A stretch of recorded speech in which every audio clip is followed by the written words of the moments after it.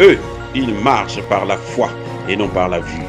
Mais moi, je vous conseille vivement de marcher par la connaissance scientifique et historique, notamment celle de nos ancêtres kémites, par les cinq sens et par l'intelligence. À vous, à Pierre.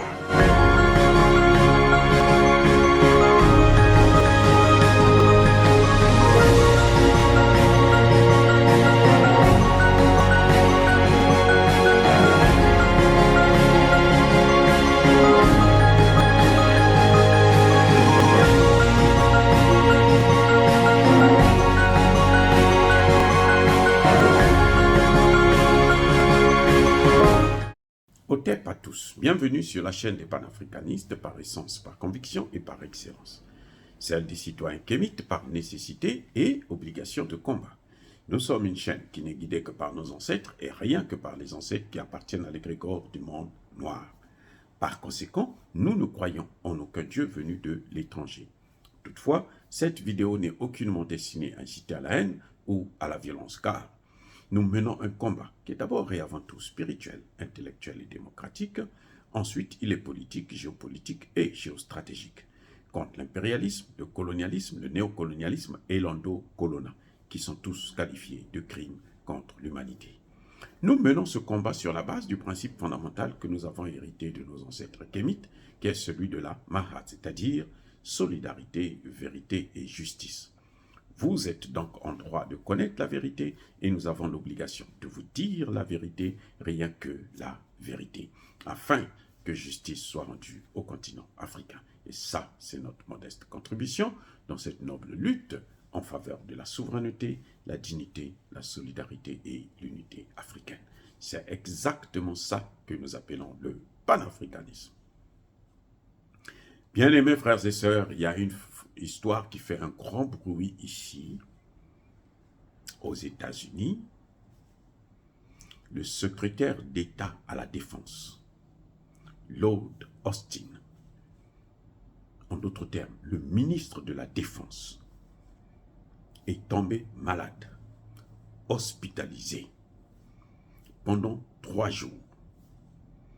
Son patron, le président Joe Biden, n'est pas informé. La Maison-Blanche ne sait pas que son ministre est hospitalisé. Mon Dieu, incroyable. Dans une démocratie. Le ministre de la Défense passe 3 jours complets à l'hôpital, hospitalisé. Il a dû subir une opération chirurgicale.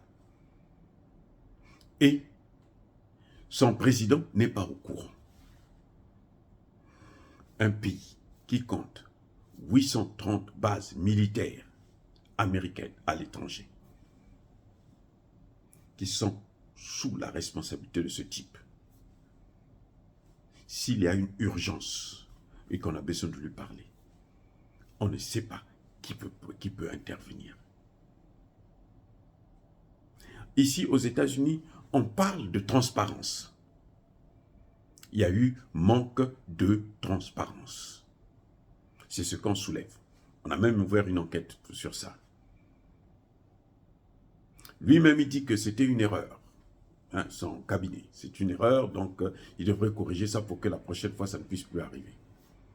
Mais moi, je vois autre chose. Comme par hasard, ce ministre de la Défense est noir.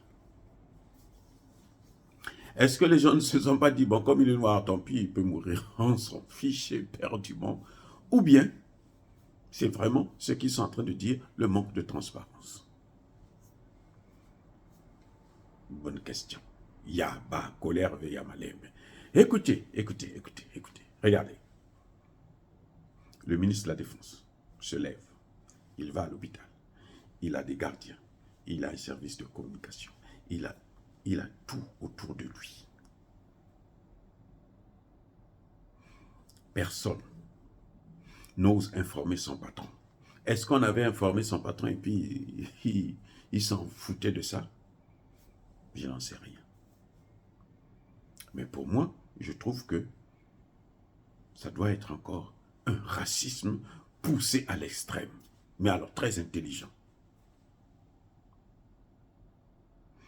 Et ces gens-là, il vient nous donner des leçons de démocratie en Afrique, de droits de l'homme en Afrique.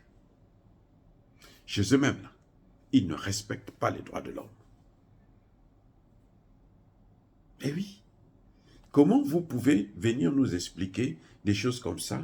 Un ministre de la Défense, secrétaire d'État américain à la Défense. C'est pas n'importe quoi. Donc il y a un problème grave. Mais ne venez pas nous parler des droits de l'homme, ne venez pas nous donner des leçons sur les droits de l'homme. Eh oui, je n'ai jamais entendu parler de ça, des choses pareilles. Jamais. D'ailleurs, quand il tombe malade, là, même un sénateur, quand il y a un sénateur qui est sérieusement malade, tout le pays est au courant. Ça passe sur toutes les chaînes, on sait que non, il a tel problème. Comme c'est lui, on se dit, bon, peut-être qu'il va mourir, on s'en fout, allez, laissez-le partir. Et ça, c'est un problème grave. Si c'est vraiment du racisme, comme moi je le pense, hein, si je suis américain, je contribue, moi je donne l'argent, je paie les taxes, donc j'ai le droit de parler. Ah oui, c'est pas comme dans certains pays, notamment, je ne veux pas citer les pays où les citoyens n'ont pas le droit de dire un mot. Tu n'as pas le droit de critiquer le gouvernement. Non, ici, on critique le gouvernement. Surtout quand nous savons que nous payons, c'est avec notre argent que ces gens vivent, fonctionnent. Ben oui. Je suis désolé, mais c'est comme ça. Donc, moi, je m'interroge, je me dis non. Ça, ce n'est pas seulement un problème de transparence, mais c'est plutôt un problème de racisme. Parce qu'on a négligé, on n'a pas voulu donner l'information parce qu'il s'agit d'un noir, on s'en fout. Voilà ce que je pense. Dire cela, c'est inciter à la haine ou à la violence, non. Il y a ma colère, il y a ma lèvre. Encore une fois de plus, bien-aimés frères et sœurs, je persiste et je signe, soyez bénis, abondamment bénis, par le Dieu des Kémites et par nos ancêtres angélisés.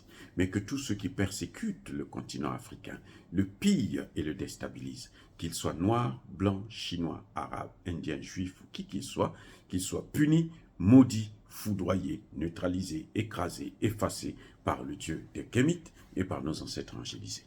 Vive l'Afrique éternelle. Je dis et j'assume.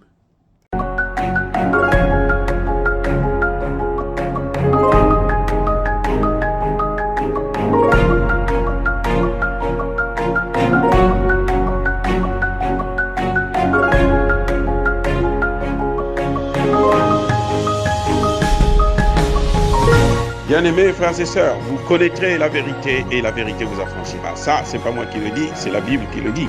Mais moi, je vous dis mieux. Vous connaîtrez la vérité historique, notamment celle de vos ancêtres kémites, et vous aurez une vision globale de ce que c'est que la vraie souveraineté politique. J'ajoute, vous reviendrez à la spiritualité africaine ancestrale et vous comprendrez les enjeux de l'indépendance économique. Et pour terminer, vous accepterez votre identité culturelle kémite et vous obtiendrez deux choses. La première, c'est la paix. La seconde, c'est le développement, à une condition. L'unité de toute l'Afrique noire, l'unité de tous les noirs du monde entier.